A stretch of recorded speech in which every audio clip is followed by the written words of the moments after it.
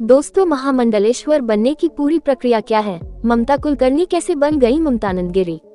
आइए जानते हैं विस्तार से। किन्नर अखाड़ा 2015 में स्थापित हुआ और यह मुख्यधारा के अखाड़ों से अलग है। ममता कुलकर्णी का किन्नर अखाड़े में महामंडलेश्वर बनना महाकुंभ मेले के इतिहास में एक नई मिसाल है। फिल्मी दुनिया से अध्यात्म की दुनिया में कदम रखी बॉलीवुड अभिनेत्री ममता कुलकर्णी ने प्रयागराज महाकुंभ मेले में पहुंचकर सांसारिक मोह माया का त्याग कर दिया।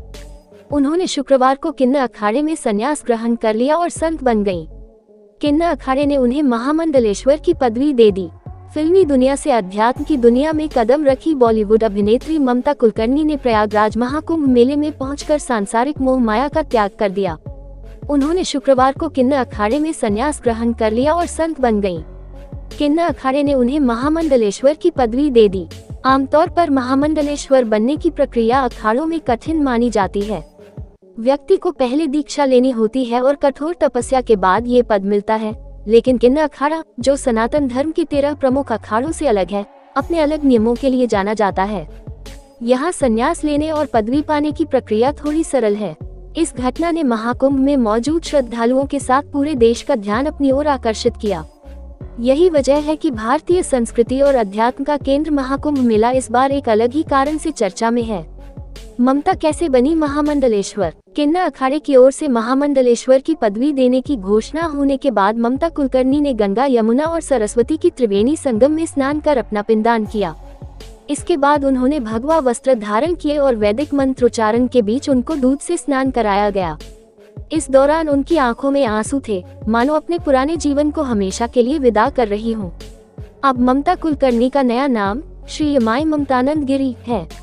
किन्नर अखाड़ा के आचार्य महामंडलेश्वर लक्ष्मी नारायण त्रिपाठी ने ममता को ये पदवी दी। कहा जाता है कि किन्नर अखाड़ा उन लोगों को स्वीकार करता है जो भौतिक जीवन और अध्यात्म के बीच संतुलन बनाकर चलना चाहते हैं। किन्नर अखाड़ा 2015 में स्थापित हुआ था और यह मुख्यधारा के 13 प्रमुख अखाड़ों से अलग पहचान रखता है।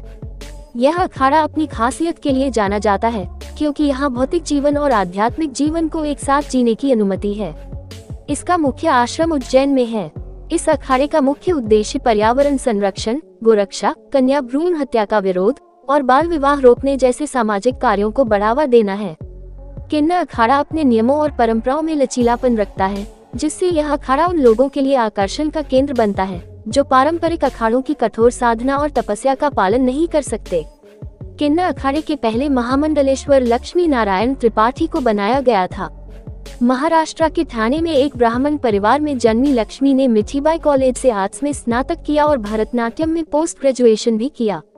एक समय पर उन्होंने मुंबई के एक बार में बतौर डांसर काम किया, लेकिन अपनी असली पहचान और समुदाय के अधिकारों के लिए उन्होंने संघर्ष का रास्ता चुना। ट्रांसजेंडर समुदाय के सम्मान और अधिकारों के लिए वे कई वर्षों से काम कर रही हैं। 2008 में उन्होंने संयुक्त राष्ट्र के एशिया पैसिफिक सम्मेलन में प्रतिनिधित्व करके इतिहास रच दिया था और ऐसा करने वाली पहली ट्रांसजेंडर बनी।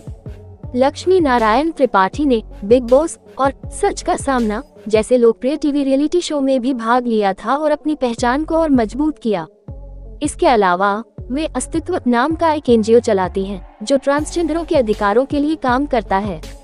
किन्नर अखाड़े ने अपना शस्त्र तलवार और शास्त्र शिव पुराण को चुना है, जो इसे एक अनूठी धार्मिक और सांस्कृतिक पहचान देता है। ममता कुलकर्णी का जीवन हमेशा विवादों में रहा। फिल्मों से लेकर ड्रग्स मामले तक उनका नाम कई बार सुर्खियों में आया। वर्ष 2016 में उनके खिलाफ ड्रग तस्करी के मामले में अरेस्ट वारंट जारी हुआ। इससे पहले 1993 में उनका एक टॉपलेस फोटोशूट देश भर में विवाद का कारण बना। इतने विवादों के बाद अचानक उनका अध्यात्म की ओर मुड़ना कई सवाल खड़े करता है। लेकिन किन्नर अखाड़े के नियमों के अनुसार व्यक्ति को पूरी तरह वैराग्य का जीवन अपनाने की आवश्यकता नहीं होती। यही कारण है कि ममता कुलकर्णी ने इस अखाड़े को चुना। ममता कुलकर्णी का किन्नर अखाड़े में महामंडलेश्वर बनना महाकुंभ मेले के इतिहास में एक नई मिसाल है। ये घटना ये संदेश देती है कि अध्यात्म की ओर लौटने का रास्ता हमेशा खुला रहता है, चाहे जीवन में कितनी भी मुश्किलें क्यों न हों।